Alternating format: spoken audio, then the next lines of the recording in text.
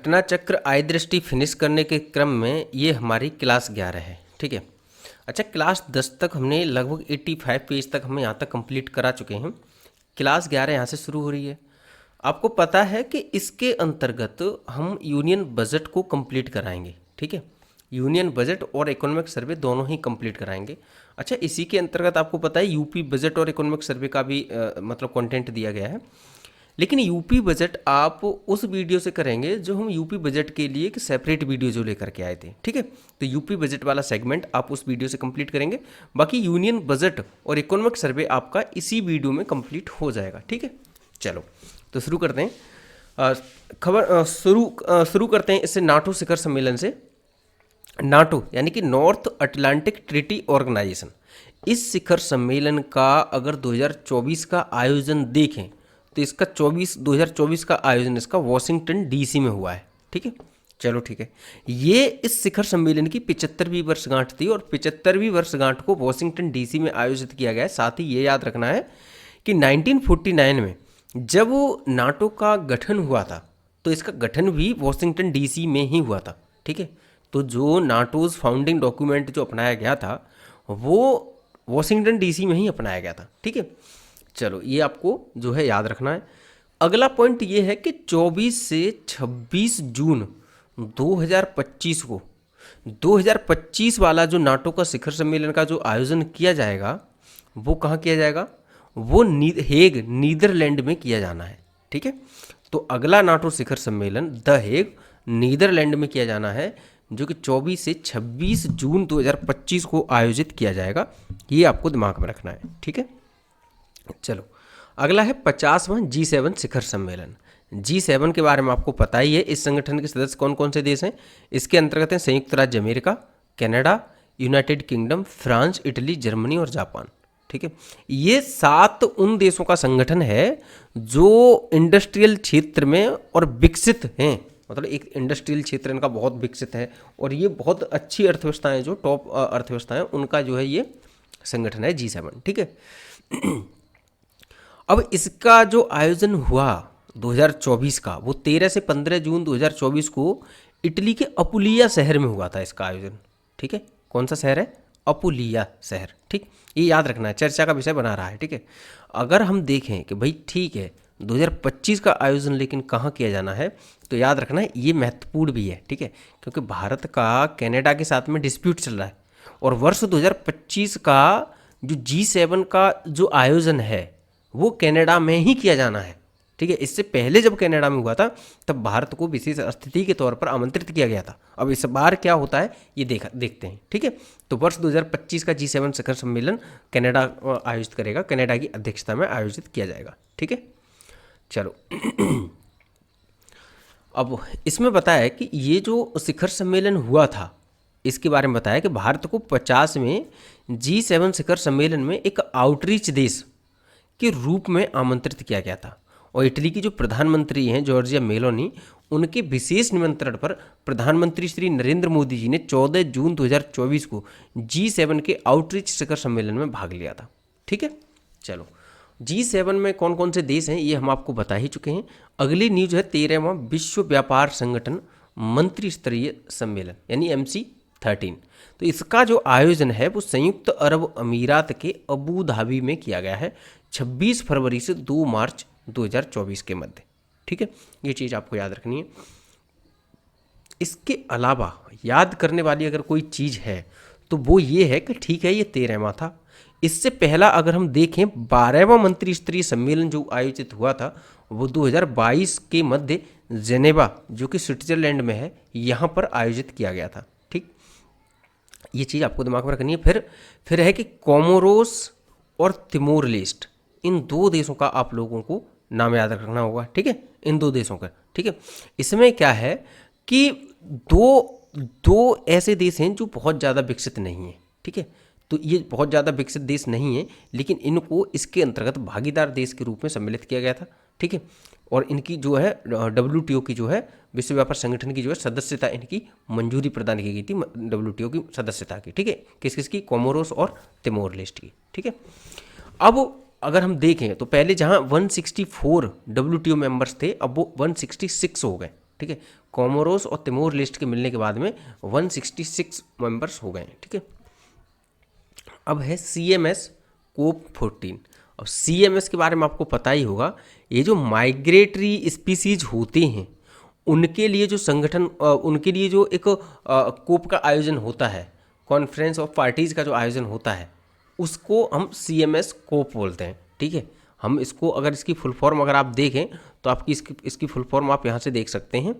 ये देखो कन्वेंशन, ये देखिए convention on the conservation of migratory species of wild animals. ठीक है, यानी कि CMS। ठीक, अब इसका जो है 14वां आयोजन, इसके कोप का जो 14वां आयोजन हुआ है, वो 14वां आयोजन कहाँ हुआ है? तो इसका आयोजन हुआ है 12 से 17 फरवरी 2024 के मध्य इसका आयोजन उज्बेकिस्तान में हुआ है। ठीक है, और उज्बेकिस्तान के किस शहर में? तो उज्बेकिस्तान के समरकंद में इसका आयोजन किया गया है। ठीक है, चलो ठीक है। और इसके साथ ही जो इसका जो आयोजन किया गया उसका एक स्लोगन रखा गया था। ठीक है, उस स्लोगन का नाम है नेचर नोज नो बॉर्डर्स, यानी प्रकृति की कोई सीमा नहीं है। ठीक है, अगला है कि CMS कोप 13, ये तो 14वां था, और इससे पहले जो 13वां था इसका आयोजन बताया है कि 15 से 20 फरवरी 2020 तक गुजरात के गांधीनगर में आयोजित किया गया था। ये इंपॉर्टेंट हो जाता है क्योंकि ये भारत में आयोजित किया गया था। ठीक है, और बैठक के दौरान विश्व की पहली प्रवासी प्रजाति report state of the world migratory species को लॉन्च किया गया है। ठीक है, विश्व ये क्या है? ये विश्व की पहली प्रवासी प्रजाति रिपोर्ट है। क्या नाम है इसका? इसका नाम है state of the world's migratory species. ठीक है, ये याद रखना है। अगला है CMS कोप 14 के दौरान प्रवासी प्रजाति चैंपियन कार्यक्रम का आयोजन भी किया गया, जिसमें प्रवासी प्रजातियों के संरक्षण में असाधारण प्रयास और प्रतिबद्धताओं के कारण 9 चैंपियनों को मान्यता प्रदान की गई। कितने? 9 चैंपियंस को जो है मान्यता प्रदान की गई है। कौन कौन से हैं वो 9 चैंपियंस? एक बार देख लेते हैं। देखो, अब जो 9 चैंपियन इनमें चुने गए, ठीक है, उनमें ये याद रखना है कि भारत भी इनमें से एक चैंपियन के रूप में जो है चुना गया है। ठीक है, इसके अलावा भी कहिए कि उज्बेकिस्तान जो कि इस बार का जो आयोजक देश था, दूसरा मोनाको, फिर भारत का नाम है ही जर्मनी, UK, यूरोपीय आयोग, पर्यावरण एजेंसी अबू धाबी, सऊदी अरब का राष्ट्रीय वन्यजीव केंद्र तथा प्रकृति संरक्षण की जर्मन संघीय एजेंसी, ये सब चुने गए थे। ठीक है, अब इनमें एक भारत भी चुना गया है, ये बड़ी बात है। ठीक अब ये जो कन्वेंशन है प्रवासी प्रजातियों के संरक्षण पर, जो CMS है, इसकी जो मतलब हस्ताक्षरित किया गया था 1979 में, ये याद रखना है। ठीक है, लेकिन ये जो लागू हुआ था वो 1983 से लागू हुआ है। ठीक, ये चीज़ आपको याद रखनी है। और भारत वर्ष 1983 से जो है इसको सपोर्टिव मेंबर रहा है, यानी कि इसका जो है एक पक्षकार देश के रूप में भारत शामिल हुआ है वर्ष 1983 से। ठीक है, चलो अब आ जाते हैं आगे। अगला है 19वां NAM शिखर सम्मेलन। NAM शिखर सम्मेलन यानी कि 19वां नॉन अलाइन मूवमेंट, ठीक है, शिखर सम्मेलन, यानी कि 19वां गुट निरपेक्ष शिखर सम्मेलन अगर देखा जाए तो कहाँ आयोजन हुआ था इसका? तो इसका आयोजन 19 से 20 जनवरी 2024 को युगांडा के कंपाला में आयोजित किया गया था। ठीक है, युगांडा आपको पता है कि ये एक अफ्रीकन देश है, तो युगांडा के कंपाला में आयोजित किया गया था और ये 19वां शिखर सम्मेलन था। अब बताया है कि युगांडा के जो राष्ट्रपति हैं योवेरी कगुटा मुसेवेनी, उनके द्वारा जो है इसकी अध्यक्षता की गई थी। और इस सम्मेलन का जो केंद्रीय विषय था वो विषय रखा गया था deepening cooperation for shared global affluence. ठीक है, यानी कि साझा वैश्विक समृद्धि के लिए सहयोग बढ़ाना। ठीक है, ये है जो इसका जो मतलब इस थीम के साथ में जो है इसका शिखर सम्मेलन का आयोजन किया गया।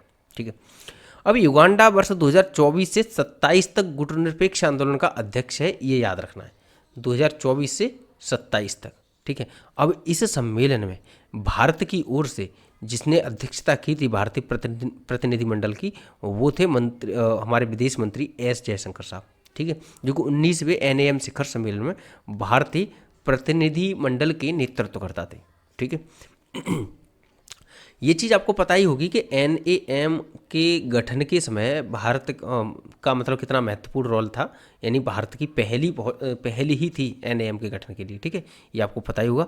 वर्तमान में NAM के सदस्यों की संख्या अगर देखें तो 121 सदस्य हैं, ठीक है। और अगर हम इसके गठन का ये देखें कि इसका गठन कब किया गया था, तो याद रखना है इसकी जो स्थापना है वो 18 से 24 अप्रैल 1955 के मध्य की गई थी, ठीक है।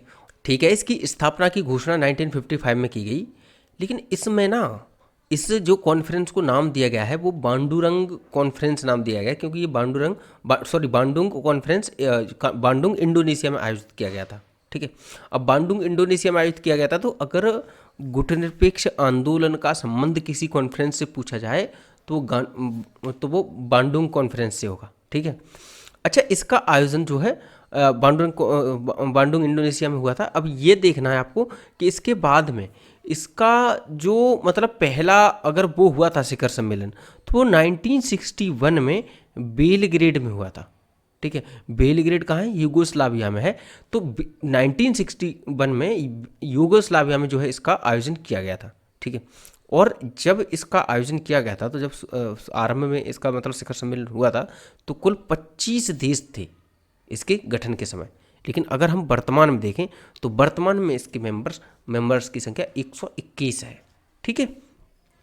चलो आगे आते हैं। अगला है COP28 का आयोजन। अच्छा, ये आपको पता है ये क्या है? ये आपको पता है कि ये UNFCCC का COP28 है, यानी कि United Nations framework convention on climate change का COP28 का आयोजन है, जो दुबई संयुक्त अरब अमीरात में आयोजित किया गया। अच्छा, लेकिन याद रखिए कि जो हमारा दिसंबर वाला एग्जाम होने वाला है उसमें ये महत्वपूर्ण नहीं है इतना। कौन सा महत्वपूर्ण है? वो COP29 महत्वपूर्ण है। कौन सा? COP29 महत्वपूर्ण है, जिसका इसका जो आयोजन है COP29 का, वो नवंबर 2024 में हो चुका है, अभी हाल ही में, ठीक है, हाल ही में नवंबर 2024 में। और इसका आयोजन कहाँ किया गया था? इसका आयोजन अजरबैजान में किया गया था, ठीक।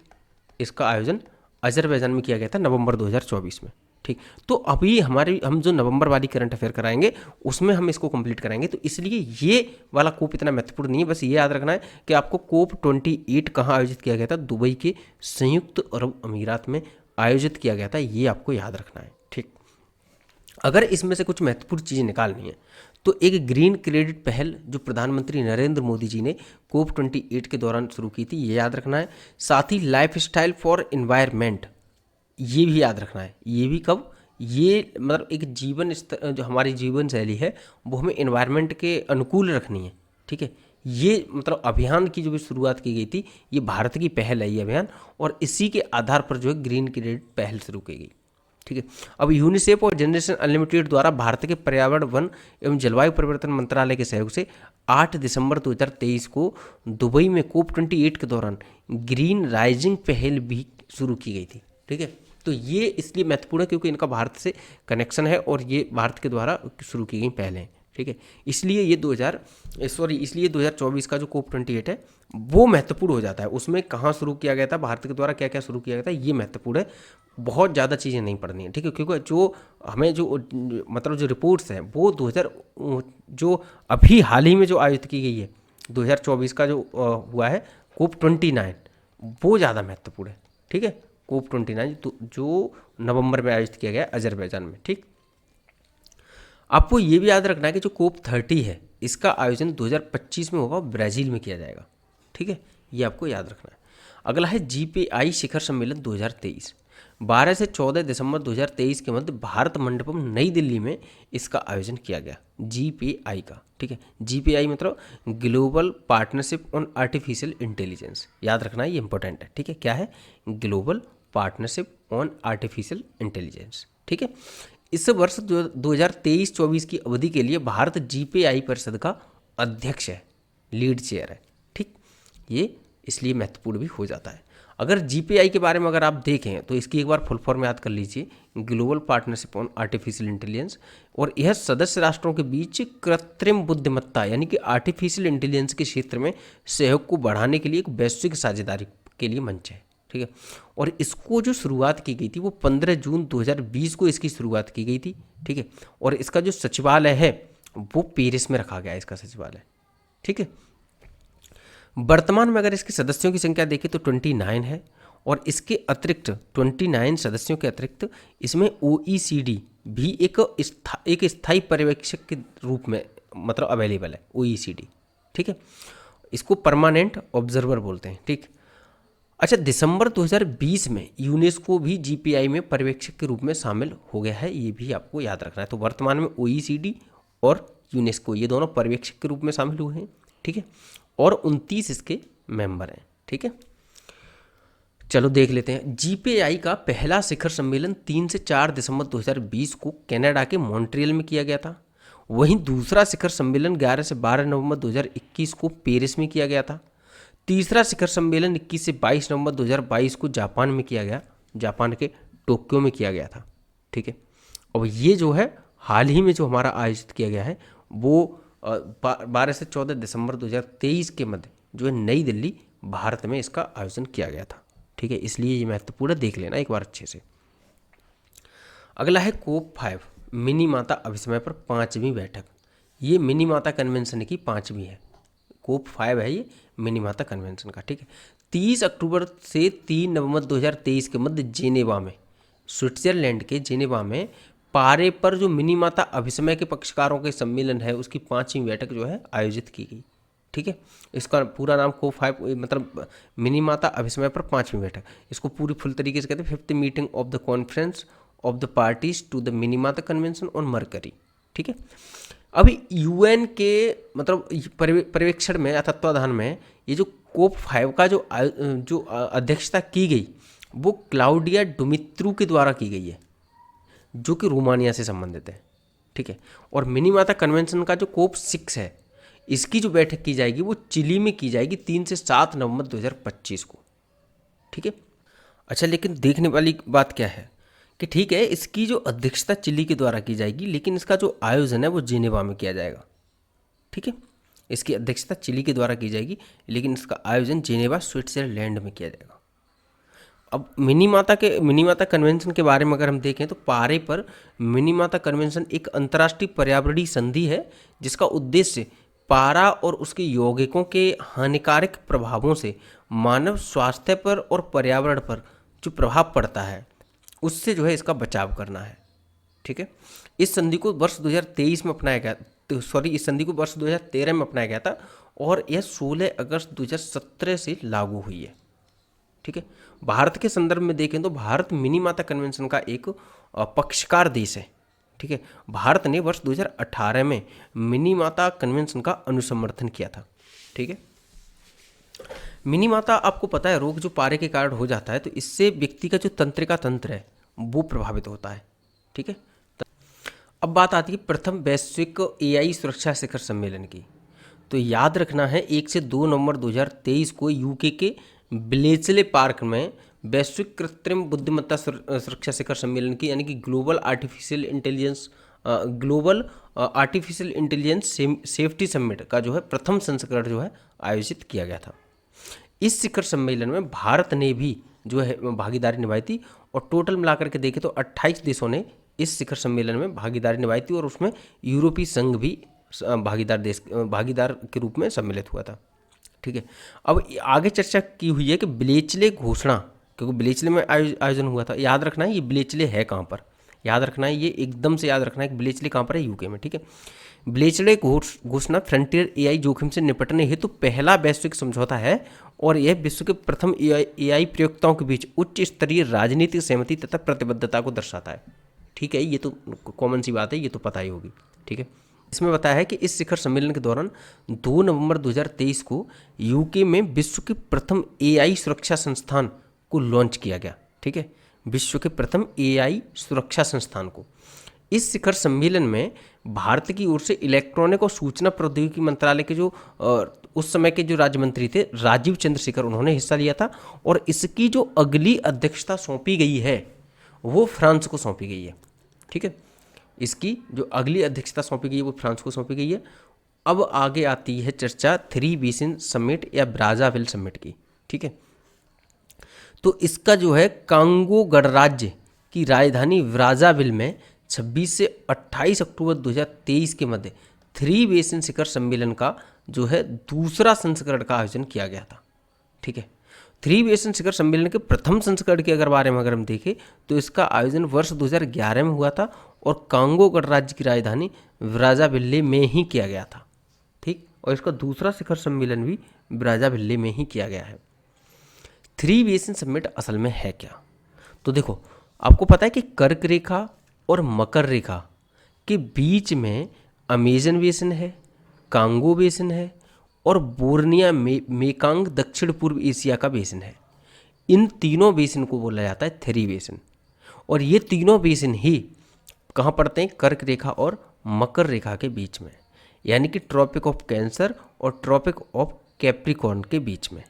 ठीक है, तो इन्हीं के लिए जो है आयोजन किया जाता है 3 बेसिन का। ये 3 बेसिन जो हैं इसके अंतर्गत 80% जो उष्णकटिबंधीय वन क्षेत्र हैं वो पूरी दुनिया के वो इन्हीं 3 बेसिन के अंतर्गत हैं।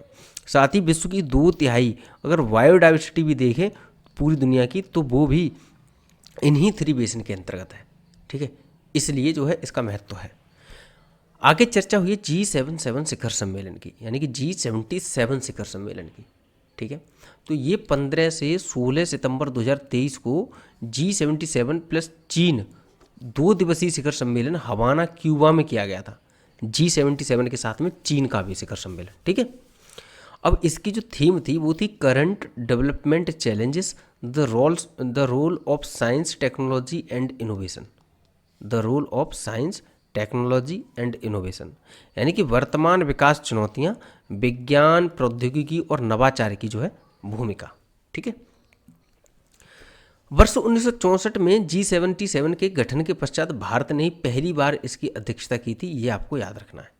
ठीक है, अब 21 से 22 जनवरी 2024 को G77 के सदस्य देशों एवं चीन के शासनाध्यक्षों या राष्ट्राध्यक्षों का जो तीसरा दक्षिण शिखर सम्मेलन जो है कंपाला युगांडा में आयोजित हुआ था।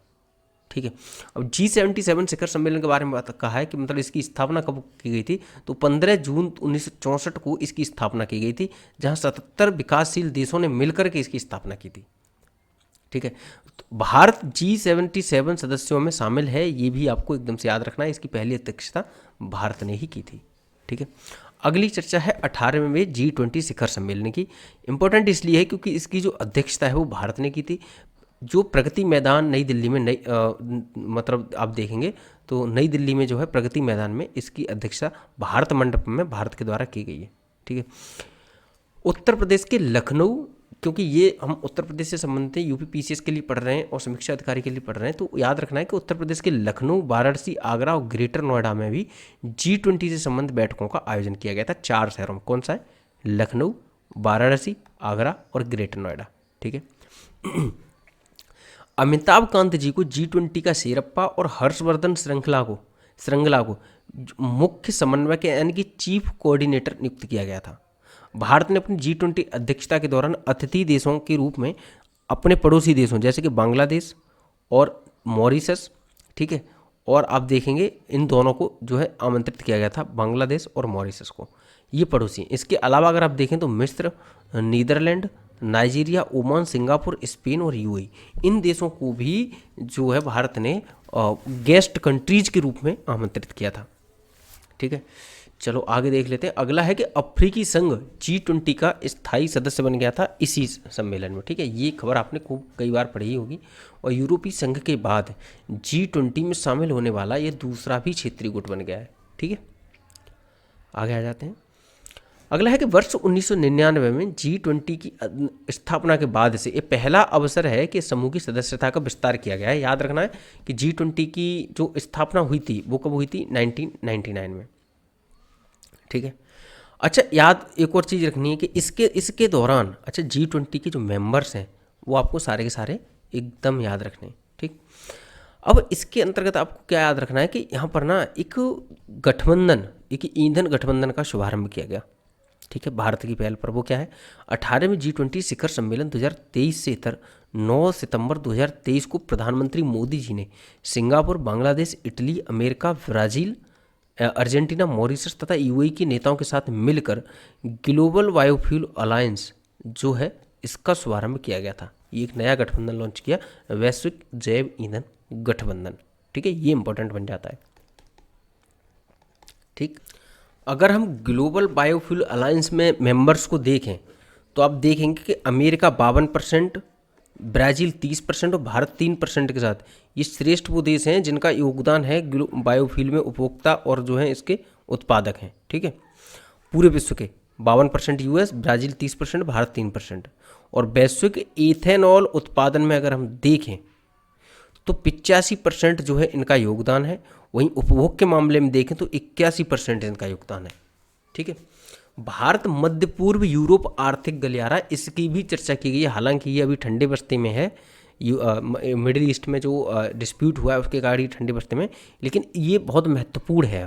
ठीक है, ये क्या है, 9 सितंबर 2023 को G20 शिखर सम्मेलन 2023 के दौरान भारत, यूएस और Saudi Arab, UAE, France, Germany, Italy और यूरोपीय संघ के नेताओं के मध्य India Middle East Europe Economic Corridor की स्थापना के लिए एक समझौता यानी कि एक MOU हुआ था। ठीक है, अब इसके अंतर्गत, इसको हमने घटनासार में भी पढ़ा है, आपको याद रखना है कि इसके अंतर्गत जो देश हैं उन देशों के साथ साथ वो किस किस पोर्ट से होकर के, किसी देश के किस पोर्ट से होकर के जो गलियारा गया है, ये आपको याद रखना है। क्योंकि मिडिल ईस्ट का जैसे ही इशू सॉल्व होगा, मतलब या फिर जो सीज फायर होगा, तो उसके बाद में इसको जो है मतलब जो हमारा जो मिडिल ईस्ट वाला जो कॉरिडोर है, इसको जो मतलब तेज़ी से आगे बढ़ाया जाएगा इस इनिशिएटिव को। ठीक है, 19वां G20 शिखर सम्मेलन वर्ष 2024 में रियो डी जेनेरियो ब्राज़ील में आयोजित होगा। ये तो पता ही, हमने इससे पहले भी देख चुके हैं। ठीक है, भारत की G20 अध्यक्षता, हमें पता ही है कि भारत ने जो है 1 दिसंबर 2022 से 30 नवंबर 2023 तक G20 की अध्यक्षता का पदभार संभाला था। और ये सब आपका याद किया हुआ है कि वसुदैव कुटुंबकम, एक पृथ्वी एक कुटुंब एक भविष्य, इस पर आधारित थी जो थीम थी, महाउपनिषद के प्राचीन संस्कृत से लिया गया है ये। ठीक है, लोगों और मतलब ये जो स्लोगन है वो। ठीक है, और लोगों के बारे में पता है आपको, 3 रंग केसरी या सफ़ेद नीले से प्रभावित था, कमल के साथ पृथ्वी, ये सब आपका याद किया हुआ है। देवनागरी में भारत लिखा हुआ था, ये सब जो है आपको याद किया हुआ है, क्योंकि ये हम घटनासार में भी देख चुके हैं और पूरे साल ये चीज़ चर्चा का विषय बनी रही है। ठीक, अंतर्राष्ट्रीय निर्वाचन को अगर हम देखते हैं तो कीर स्टारमर जो यूके के नवनिर्वाचित प्रधानमंत्री चुने गए। ठीक है, 5 जुलाई 2024 को ऋषि सुनक का स्थान इन्होंने लिया है।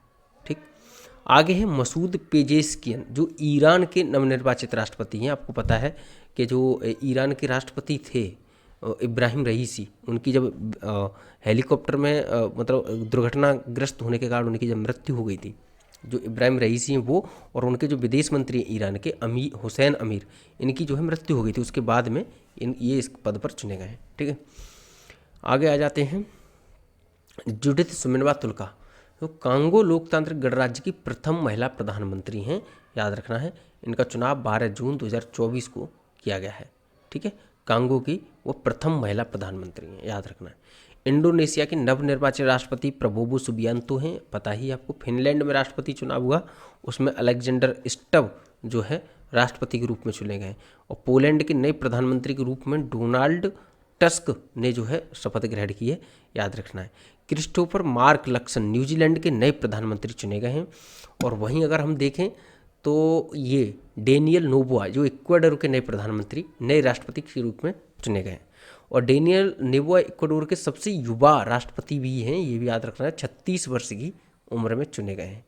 और अगर हम देखें कि ठीक है वो अभी चुने गए, लेकिन क्या ये पहली बार है जो सबसे मतलब पूरे उनके इतिहास में सबसे युवा हैं? तो ऐसा नहीं है, उनके इतिहास में वो दूसरे सबसे युवा राष्ट्रपति हैं। ठीक है, इतनी सी चीज़ें याद करने वाली हैं, बाकी बहुत ज़्यादा कुछ है नहीं। नाम याद करें, उस देश से संबंध याद रखें। ठीक, अंतर्राष्ट्रीय आपदाएं चर्चा का विषय बनी रही हैं। सुपर टाइफून यागी ये बहुत चर्चा का विषय बना रहा है। ठीक है, ये कि उष्णकटिबंधीय चक्रवात है और ये टाइफून यागी फिलीपींस, ठीक है, फिलीपींस और उत्तर प्रशांत क्षेत्र, इन क्षेत्रों में आया हुआ है। ठीक है, अगर कल को आए अरब सागर तो ये सब आपको दिमाग में रखना है, ये सब क्षेत्र नहीं होगा। ठीक है, इस टाइफून से वही दक्षिण पूर्व एशिया का क्षेत्र प्रभावित रहा है, लेकिन सबसे ज़्यादा प्रभावित वियतनाम को माना जा रहा है। ठीक है, और वियतनाम में अब तक का आया हुआ सबसे शक्तिशाली तूफान भी ये बताया जा रहा है।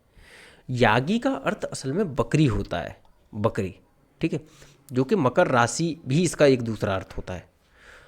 और इसके कारण आपने आपने एक ऑपरेशन सद्भाव इसका नाम सुना होगा, जो कि भारत के द्वारा चलाया गया था। जब यागी से प्रभावित जो देश थे ना साउथ ईस्ट एशिया के, तो वहाँ पर मानवीय सहायता प्रदान करने के लिए भारत ने ऑपरेशन सद्भाव चलाया था। और इस ऑपरेशन के तहत भारत ने $1 मिलियन रुपए की मानवीय राहत सहायता वियतनाम को प्रदान की थी। एक रेमल चक्रवात भी चर्चा का विषय बना रहा है, जो बंगाल की खाड़ी से जो है उत्पन्न हुआ था, ठीक है। 26 से 27 मई 2024 की रात्रि को पश्चिम बंगाल और बांग्लादेश के तटों पर इस चक्रवात ने जो है लैंडफॉल किया था।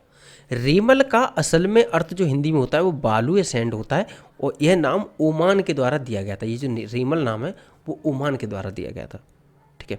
यहाँ से हमारा आर्थिक परिदृश्य शुरू होता है, यानी कि राजकोषीय घटनाक्रम हैं वो हमारे सारे के सारे यहाँ से शुरू होने वाले हैं, ठीक है। अब राजकोषीय घटनाक्रम के अंतर्गत सबसे पहले चर्चा हुई है सुभद्रा योजना की, क्योंकि सुभद्रा योजना की जो शुरुआत है वो प्रधानमंत्री नरेंद्र मोदी जी के द्वारा शुरू की गई है। लेकिन याद रखना है कि उड़ीसा राज्य की जो है ये योजना है, ठीक है। इसके अंतर्गत क्या है कि ये अनुमानित किया गया है कि लगभग 1 करोड़ महिलाएं इसके तहत लाभान्वित होंगी। इसके तहत 21 से 60 वर्ष की जो महिलाएं हैं उनको लाभान्वित किया जाएगा, और 2024-25 से 2028-29 तक जो लाभान्वित महिला होगी उस महिला को 50,000 रुपये मिलेंगे। 5 सालों में 50,000 रुपये मिलेंगे। 5 सालों में 50,000 का मतलब ये हो गया कि ये मान के चले कि 1 साल में टोटल 10,000 रुपये मिलेंगे, और जो 10,000 रुपये मिलेंगे वो 2 किस्तों में मिलेंगे। 5,000 और 5,000 की 2 किस्तें मिलेंगी, और ये दोनों किस्तें, एक किस्त आएगी इनके खाते में राखी पूर्णिमा पर, यानी कि रक्षाबंधन के अवसर पर, और दूसरी जो किस्त आएगी वो अंतर्राष्ट्रीय महिला दिवस यानी कि 8 मार्च को जो है दूसरी किस्त आएगी, ठीक है। ये हर साल आएंगे, ठीक। चलो आगे आते हैं। इस योजना का जो नाम है वो देवी सुभद्रा के नाम पर रखा गया है, जो भगवान जगन्नाथ की छोटी बहन है। चलो ठीक है। अगली चर्चा हुई है केंद्रीकृत पेंशन भुगतान प्रणाली की। तो कर्मचारी पेंशन योजना 1995 के लिए केंद्रीकृत पेंशन भुगतान प्रणाली यानी कि centralised pension payment system CPPS के प्रस्ताव को मंजूरी प्रदान की गई है। इसके तहत क्या है कि 1 जनवरी 2025 से पूरे भारत में कहीं भी और किसी भी बैंक की किसी भी शाखा से आप पेंशन पा सकते हैं, ठीक है। ये हो जाएगा 1 जनवरी 2025 से, ठीक है। ये अनुमानित किया गया है कि लगभग 78 लाख जो हैं, इससे ज़्यादा मतलब 78 लाख और इससे या फिर इससे ज़्यादा ही जो पेंशन को प्राप्त करने वाले लोग हैं वो इससे लाभान्वित होंगे। अब चर्चा चली आती है बजट 2024-25 की। इसमें से हमें महत्वपूर्ण चीज़ें याद करनी है, क्योंकि एग्ज़ाम हमारे सर पर है, और ऐसे में हम सबसे पहले उन चीज़ों पर फोकस करेंगे जो हमारे लिए एग्ज़ाम के दृष्टिकोण से बेहद महत्वपूर्ण है, ठीक है। अगर हम बजट का आकार सबसे पहले देख लेते हैं तो आप ये देख लीजिए, ठीक है। आप ये देख सकते हैं कि 48,20,512 करोड़ रुपए का है, ठीक है। 48,20,512 करोड़ का, ठीक है। अब ये इतने का करोड़ का बजट है, इसका मतलब ये है कि पैसा इतना आएगा और इतना ही पैसा जाएगा, ठीक। अगर हम इसमें से जो डेट लेते हैं, जो ऋण लेते हैं वो निकाल दें तो 32.07 लाख करोड़ रुपए का ये बजट हो जाएगा लगभग अप्रॉक्सीमेटली, ठीक। 4 जाति समूह पर ध्यान दिया गया है मुख्य तौर पर, वो है अन्नदाता यानी कि फार्मर्स, दूसरा है गरीब व्यक्ति, तीसरे हैं यूथ, और चौथा है महिलाएं, ठीक। इन चारों को याद रखना है। प्रधानमंत्री गरीब कल्याण अन्न योजना की चर्चा की गई है, जो 5 वर्ष की अवधि के लिए विस्तारित कर दी यानी बढ़ा दी है, ठीक है। और ये अनुमानित किया गया है कि लगभग 80 करोड़ रुपए से अधिक लोगों को लाभार्थी बनाया जाएगा। 80 करोड़ से अधिक लोगों को लाभार्थी बनाया जाएगा, ठीक है। और जो मुख्य तौर पर इसके जो विषय हैं वो रहेंगे रोजगार, कौशल प्रशिक्षण यानी कि स्किलिंग, MSMEs को बढ़ावा देना और मध्यम वर्ग, ठीक। बजट की प्राथमिकताओं में 9 प्राथमिकताएं दिखी गई हैं। इनमें आप देख सकते हैं 9 प्राथमिकताओं में कृषि है, रोजगार है, समावेशी मानव संसाधन है, ठीक है। मैन्युफैक्चरिंग है सर्विसेज के साथ में, और शहरी विकास है, ऊर्जा है, इंफ्रा है, इनोवेशन है, और नेक्स्ट पीढ़ी के लिए सुधार है। ठीक है। कृषि में उत्पादकता और अनुकूलनीयता, देखो अब ये जो 9 प्राथमिकताएं हैं, उन प्राथमिकताओं के लिए क्या किया जाएगा, सवाल ये आता है। तो इनमें से पहला है कृषि में उत्पादकता और अनुकूलनीयता। तो इसके लिए क्या किया जा रहा है कि 10,000 जैव संसाधन केंद्र जो है स्थापित किए जाएंगे। ठीक है। और इसके साथ ही झींगा ब्रूड स्टॉक के लिए जो न्यूक्लियस ब्रीडिंग केंद्रों का भी नेटवर्क स्थापित किया जाएगा, और फिर उनको वित्तीय सहायता प्रदान की जाएगी। दूसरा है रोजगार और कौशल प्रशिक्षण के लिए। ठीक है। तो रोजगार कौशल प्रशिक्षण के लिए भी अलग अलग तरीके की जो है प्रावधान बताएंगे, हम फैक्चुअल चीज़ों पर ध्यान देंगे। 7.5 लाख रुपए तक के ऋण की सुविधा उपलब्ध कराने के लिए मॉडल कौशल ऋण योजना को संशोधित किया जाएगा, और इससे प्रतिवर्ष जहां 25,000 छात्रों को सहायता मिलने की आशा जताई गई है। ठीक है। घरेलू संस्थानों में उच्चतर शिक्षा के लिए 10 लाख रुपए तक के लिए ऋण के लिए वित्तीय सहायता प्रदान की जाएगी। ये अनुमानित किया गया कि प्रतिवर्ष 1 लाख विद्यार्थियों को प्रत्यक्ष रूप से ऋण राशि के 3% वार्षिक ब्याज छूट हेतु ई वाउचर दिए जाने का प्रावधान किया जाना है। ठीक है। प्रतिवर्ष 1 लाख विद्यार्थियों को प्रत्यक्ष रूप से ऋण राशि के 3% वार्षिक ब्याज छूट के लिए एक ई वाउचर प्रदान किया जाएगा। 1 लाख लोगों को चुना जाएगा इसके लिए। कौशल प्रशिक्षण कार्यक्रम किया जाएगा। इसमें इसके तहत क्या है कि पीएम पैकेज के तहत चौथी योजना बताया गया। ये 5 योजनाओं की है। ठीक है। तो इनमें से 5 योजनाओं की बात करी गई है। तो 5 योजनाओं में ये चौथी योजना की बात करी जा रही है कि 5 वर्षों की अवधि में 20 लाख युवाओं को कौशल प्रशिक्षण दिया जाएगा, और 1,000 औद्योगिक प्रशिक्षण संस्थानों का उन्नयन किया जाएगा। समावेशी मानव संसाधन और सामाजिक न्याय की बात करें तो पूर्वोदय योजना की बात करी गई है, जो बिहार, ये याद रखना है, ये इंपॉर्टेंट है। ठीक है। ये इंपॉर्टेंट है। इसके अंतर्गत क्या है, बिहार, झारखंड, पश्चिम बंगाल, उड़ीसा और आंध्र प्रदेश। पूर्वोदय योजना के अंतर्गत कौन कौन से राज्य शामिल हैं, तो वो याद रखना है, बिहार, झारखंड, पश्चिम बंगाल, उड़ीसा, आंध्र प्रदेश। और इसके अंतर्गत क्या है कि इन क्षेत्रों में चहुमुखी विकास को बढ़ावा दिया जाएगा। ठीक है। पूर्वोत्तर क्षेत्र के औद्योगिक विकास को बढ़ावा देने हेतु अमृतसर कोलकाता औद्योगिक कॉरिडोर पर गया, यानी कि बिहार में एक औद्योगिक केंद्र का विकास किया जाएगा। ठीक है। पिरपैंती याद रखना है। पिरपैंती में 2400 मेगावाट का एक नया विद्युत संयंत्र स्थापित किया जाएगा। आपको बताना ये पिरपैंती स्थान पर किस राज्य में है। ठीक है। किस राज्य में है। मैन्युफैक्चरिंग और सेवाओं के लिए बताया है कि ऋण गारंटी योजना बढ़ाई जाएगी। 100 करोड़ रुपए तक की गारंटी कवर देने की बात करी जा रही है। और मुद्रा योजना के तहत आपको पता है पहले से ऋण दिए जा रहे हैं, तो जो सीमा है 10 लाख की तरुण श्रेणी के अंतर्गत, उसको 20 लाख तक की किया जाएगा। ठीक है। फूड इरिटेशन बढ़ाया जाएगा, यानी 50 MSME इकाइयाँ स्थापित की जाएंगी फूड इरिटेशन के लिए। ठीक है। गुणवत्ता सुरक्षा परीक्षण किया जाता है इसमें। PPP मॉडल में ई कॉमर्स निर्यात केंद्र, जो एक्सपोर्ट हब्स हैं, वो स्थापित की जाएंगे। ये सब चर्चा की गई है। 100 शहरों में, ठीक है, 100 शहरों में संपूर्ण अवसंरचना के साथ प्लग एंड प्ले औद्योगिक पार्कों का विकास किया जाएगा। ठीक है। और इसके साथ ही 12 राष्ट्रीय औद्योगिक कॉरिडोर विकास कार्यक्रम के अंतर्गत 12 औद्योगिक पार्कों की स्थापना का भी जो है जिक्र किया गया है। ठीक। इंटर्नशिप अवसर की बात करी गई है पीएम की 5वीं योजना के अंतर्गत। ये पीएम की 5वीं, 4थी ये योजना याद ना रखें, बस फैक्ट याद रखें। ठीक है। 5 वर्ष की अवधि में 1 करोड़ युवाओं को 500 कंपनियों में इंटर्नशिप के अवसर उपलब्ध कराए जाएंगे इसके तहत। ठीक है। और ये डाटा याद रखना, 1 करोड़ युवाओं को शीर्ष 500 कंपनियों में। ठीक है।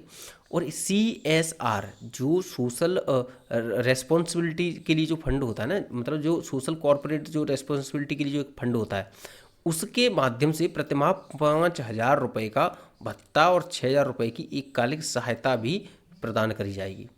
कंपनियों से प्रशिक्षण लागत तथा इंटर्नशिप लागत का 10% अपनी CSR निधि से वहन करने की अपेक्षा की गई है। ठीक है। चलो आगे बढ़ते हैं।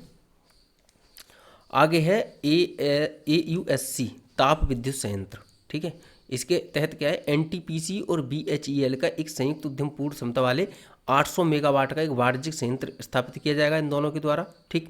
और फिर है अगले 5 वर्षों में अवसंरचना के लिए 11,11,111 करोड़ रुपए का प्रावधान किया गया है, जो GDP का 3.4% है। 25,000 ग्रामीण बस्तियों को 12 मासी सड़क संपर्क से जोड़ने के लिए जो प्रधानमंत्री ग्रामीण सड़क योजना है उसके चरण 4 की शुरुआत की जाएगी।